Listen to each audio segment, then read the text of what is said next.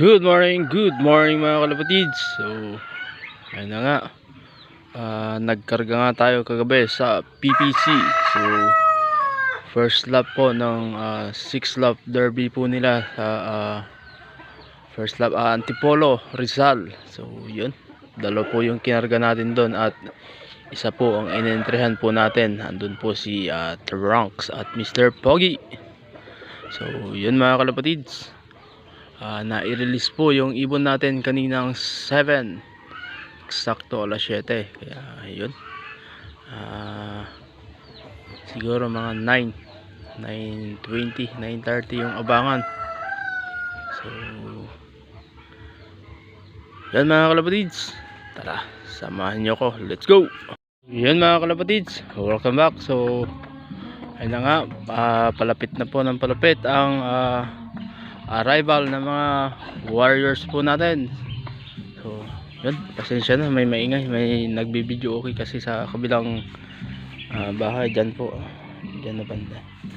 So yun, time check po tayo mga kalapatids, 9:17. So malapit na nga yung arrival ng mga ibon natin. So mag-aabang na po tayo mga kalapatids. So yun, kinarga nga natin si Trunks at Mr. Pogi sa PPC first lap Antipolo, Rizal. So yun mga kalapatids, tara samahan nyo ako magabang, let's go. So yun mga kalapatids, so malapit na po ang uwian ng mga ibon natin. So time check po tayo, 9:27. So nasa 1-2 pababa na po ang speedan natin mga kalapatids. Sana makalusot yung mga ibon natin. Good luck sa team Mapandan, sa mga kasama ko, team Asi. Good luck po sa atin lahat. Good luck po sa lahat na nag-entry sa PPC first lap po ng Antipolo, Rizal. So sana makauwi lahat ng mga ibon natin. So good luck po sa lahat ng may abang ngayon. So, may isa na po tayo at yung pasabay po ang nauna sa atin, si Mr. Pogi. So sumobra si Mr. Pogi. Ito po si Mr. Pogi, nauna. So iniwan niya si Trunks. So tama nga yung sinabing sir, baka mauna yung pasabay. You know, nabitin pa si Mr. Pogi natin, umiikot pa.